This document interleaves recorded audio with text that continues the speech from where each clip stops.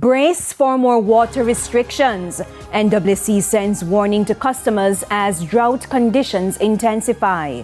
Good evening and welcome to Primetime News on air and online at onespotmedia.com. I'm Andrea Chisholm. Also this evening, victims of murder-suicide in corporate area identified. And we tell you why vendors at Melrose Yam Park in Manchester are worried.